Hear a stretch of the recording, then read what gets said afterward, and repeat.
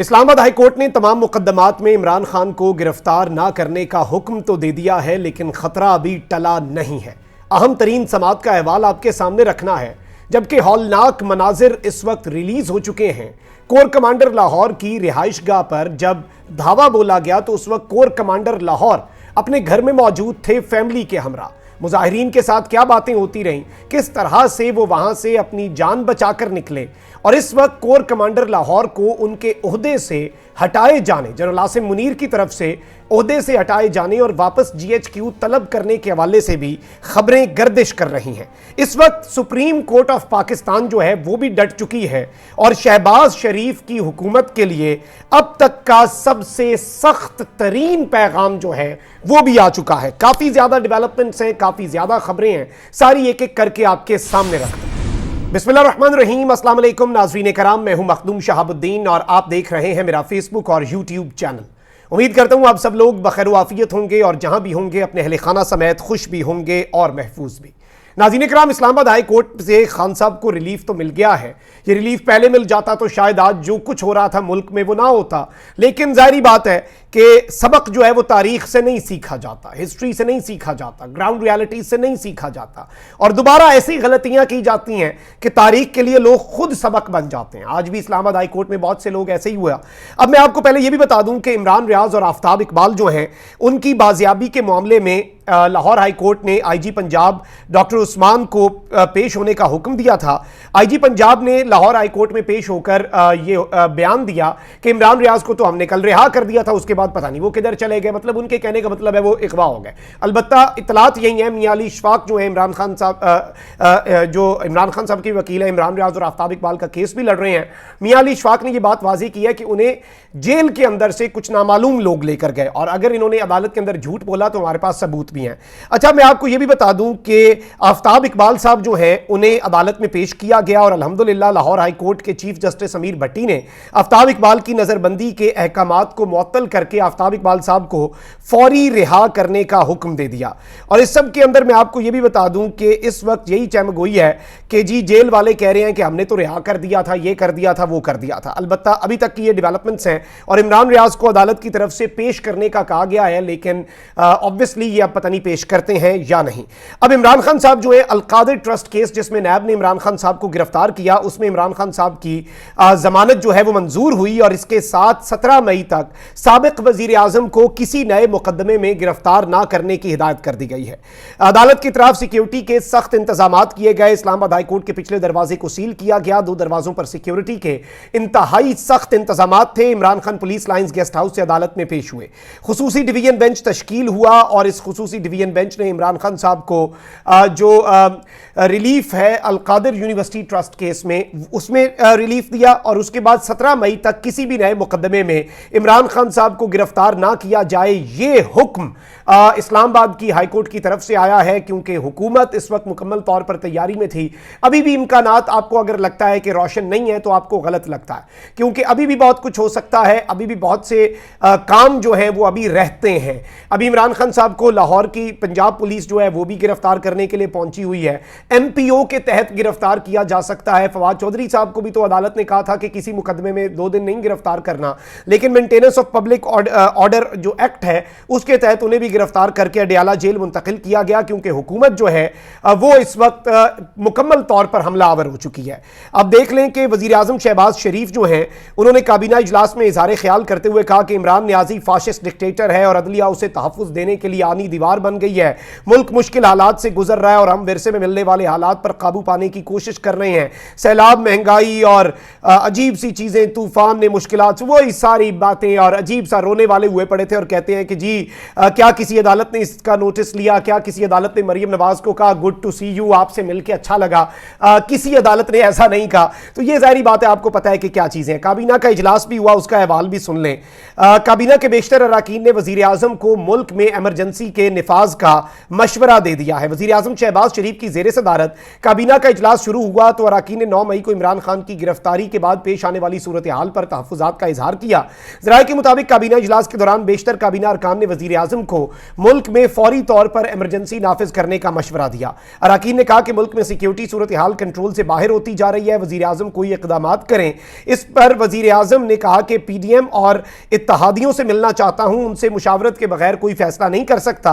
काबीना इजलास में 4 बजे तक का वक्फा हुआ और वजीर आजम ने पीडीएम से मुशावरत के बाद काबीना जो है उसका इजलास दोबारा शुरू करने का हुक्म दिया। अब एक जानिब ये सब कुछ हो रहा है, लेकिन आपको पता है कि इस वक्त चीजें किस तरह की हैं, इस वक्त ऑन ग्राउंड सूरत हाल क्या है, और इस सारी की सारी सूरत हाल के अंदर अभी भी हुकूमत जो है वो हालात जो है वो ठीक करना नहीं चाह रही। आप देख लें कि पीटीए ने कहा है कि मोबाइल इंटरनेट सर्विस ताहुक्म सानी बंद रहेगी और मुअत्तल रहेंगे, मुल्क भर में ब्रॉडबैंड इंटरनेट सर्विस जो है वो बहाल रहेगी। पीटीए ने कहा है कि वजारत दाखिला ने मोबाइल इंटरनेट सर्विस मुअत्तल करने के अहकाम जारी किए थे और अब तक हमें जो बहाली है उसके कोई अहकाम नहीं दिए गए, और मोबाइल जो और इंटरनेट सर्विस और सोशल मीडिया जो बैन है, लोग वीपीएन के जरिए इसे एक्सेस कर रहे हैं और सारी खबरें आ तो सोशल मीडिया पर ही रही हैं।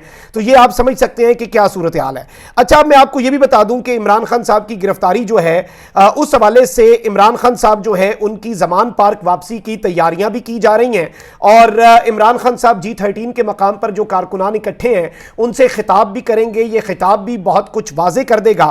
फैसले का इतलाक जो है वो इस्लामाबाद की हुदूद तक होगा, ये भी इस्लामाबाद हाई कोर्ट जो है उसने बयान दे दिया है। लेकिन राना सनाउल्लाह ने इसमें स्टेटमेंट दिया है कि अगर जवाज पैदा हुआ और इस सब के अंदर अगर कुछ भी हुआ तो इस सारी की सारी सूरत हाल के अंदर इमरान खान साहब जो हैं उन्हें फिर से गिरफ्तार किया जाएगा।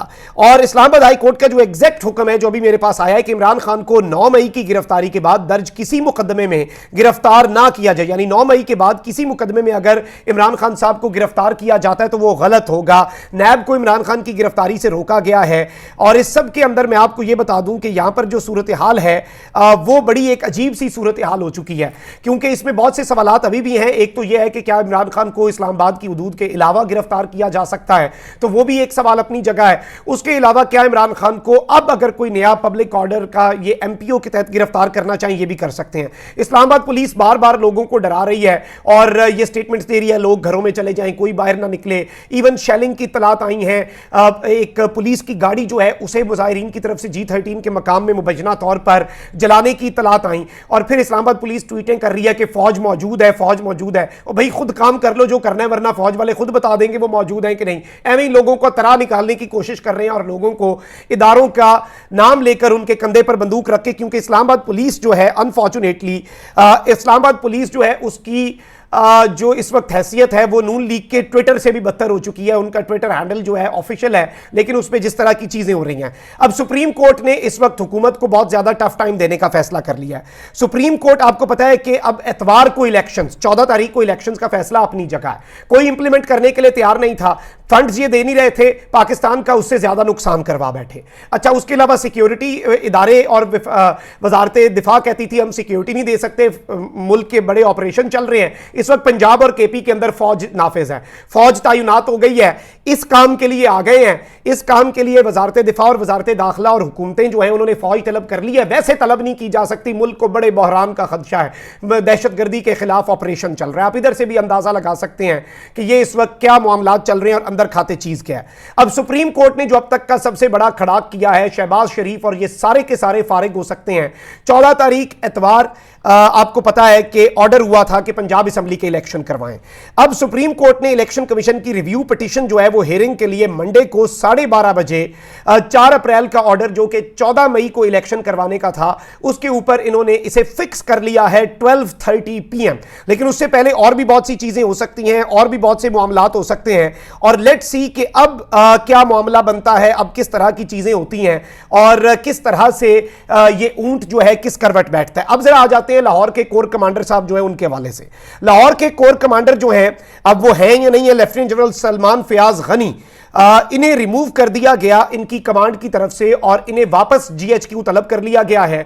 और कोर कमांडर साहब जो है इनके हवाले से ये बात आई है कि बहुत से रूमर्स हैं, बहुत से लोग अपने अपने दावे कर रहे हैं, क्योंकि ये अनकन्फर्म्ड है। तो मैं सिर्फ इतना बता सकता हूं कि इनके बारे में ये बताया जा रहा है कि जी इन्होंने जो यूज ऑफ फोर्स है उसकी इजाजत नहीं दी या फिर रेजिस्टेंस नहीं की। और इस सब के अंदर यह भी बताया गया है कि जो कोर कमांडर के चीफ ऑफ स्टाफ हैं उन्हें एडजुटेंट जनरल ब्रांच जो है वहां पर बुलाया गया है, क्योंकि इनके खिलाफ वो रिटायरमेंट, अब जारी बात है ये या तो रिजाइन कर सकते हैं या अर्ली रिटायरमेंट के हवाले से भी कोर कमांडर साहब की ये बातें आ रही हैं, लेकिन ये कंफर्म नहीं है। अलबत्ता ये इस वक्त बड़े मुसद्दिका जराए से कंफर्म हो रहा है कि इन्हें कोर कमांडर के ओहदे से हटाकर वापस जीएचक्यू रिपोर्ट करने का कहा गया है। कोई और चार्ज जो है वो कोर कमांडर साहब को भी नहीं दिया गया। अब यहां पर सूरत हाल बड़ी अलार्मिंग भी है, सूरत हाल बहुत ज्यादा, जितनी ज्यादा तशवीशनाक कहा जाए वो कहे, क्योंकि इस वक्त जो विजुअल्स आए हैं, पहले लग रहा था कि शायद कोर कमांडर साहब अपनी फैमिली के साथ वहां से निकल गए होंगे, लेकिन अब जो चीजें सामने आ रही हैं वो बड़ी खतरनाक है, क्योंकि कोर कमांडर साहब जो हैं वो अपनी फैमिली के साथ इस घर के अंदर मौजूद थे। कोर कमांडर हाउस लाहौर जिन्ना हाउस में मौजूद थे, लोग वहां पर पहुंचे, कोर कमांडर साहब की अहलिया, और बड़ा मेरा दिल दुखा है, अल्लाह ताला इनके फैमिली को इस ट्रॉमा से जल्दी निकलने की तौफीक दे। जिन जिन की फैमिलीज को, जिस तरह उस्मान डार साहब के घर में वालदा को इन्होंने धक्के दिए, उन्हें, और ये सब बराबर है, माएँ बहनें बेटियां फैमिली सब की सांझी होती हैं, इस पर कोई कॉम्प्रोमाइज नहीं। और कम से कम शायद ये बहुत मामला एस्केलेट कर जाते। अल्लाह का बड़ा करम हुआ है कि प्रोटेस्टर्स जैसे भी थे, गलत कर रहे थे, घर में घुसे, जो भी था, एक चीज है कि उन्होंने कम से कम फैमिली का हया किया, क्योंकि लोग जो है वो कोर कमांडर के साथ बहस कर रहे थे। 2 वीडियो क्लिप्स हैं, एक वीडियो क्लिप 8-9 सेकंड का सोशल मीडिया पे चल रहा है, लेकिन जो मैंने आपके सामने वीडियो चलवानी है, ये मेरे पास एक स्पेशल सोर्स से मुझे 27 सेकंड की एक ऑडियो वीडियो आई है। उसके अलावा मैं एक और वीडियो भी आपके सामने चलवाऊंगा, वो भी आपने मुलाहिजा फरमानी है, वो भी आपने देखनी है। बल्कि आप पहले ये वीडियो देखें किस तरह से कोर कमांडर साहब रेड, ये फुल स्लीव एक टी शर्ट है, उसमें अपने कैजुअल कपड़ों में घर में बैठे हैं और लोगों को वो मुश्तिल हुजूम को काम डाउन करने की कोशिश कर रहे हैं। और लोग क्या बातें कर रहे हैं ये भी सुने। वो आप अहलिया को देख सकते हैं, बड़ी परेशान, बड़े ये साथ उनका बेटा खड़ा है, बड़े ये परेशानी वाले विजुअल्स हैं। वो अपनी अहलिया के सामने खड़े हैं ढाल बन के, कोर कमांडर साहब जो हैं, और जाहिर बात है कि उन्हें लोग ये बात कह रहे हैं और कोर कमांडर साहब को ये कहा जा रहा है कि जी कोर कमांडर साहब आप हमारे हैं, हम आप में से कोई मसला नहीं है। और लोग जो है वो उनसे एक लड़का जो है वो एक्सप्लेन करने की भी कोर कमांडर साहब को कोशिश कर रहा है कि जी ऐसे मामला नहीं है, ऐसा कुछ नहीं है, और लोग उन्हें कह रहे हैं। और पीछे से जैसे ही वो बात कर रहे थे, एक बंदे ने घर के कुछ शो पीस भी तोड़े उनकी मौजूदगी में, जो कि वो वाइफ है वो भी देख रही थी कि ये क्या हो रहा है, उधर अचानक क्या हुआ है। इसके अलावा एक और वीडियो भी आई है कि किस तरह से 2 गाड़ियों के अंदर फौरी तौर पर फैमिली जो है वो वहां से इवैक्यूएट की गई है। आप ये क्लिप भी देख लें।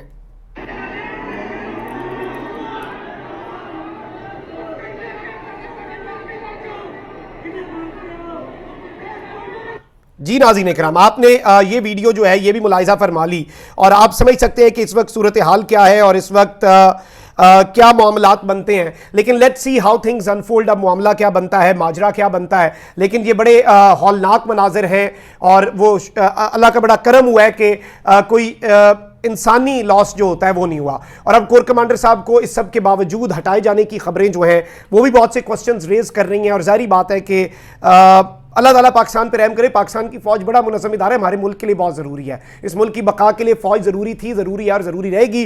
लेकिन थिंग्स आर नॉट वेल। अल्लाह मुल्क पे रहम करे। अल्लाह निगहबान। पाकिस्तान जिंदाबाद।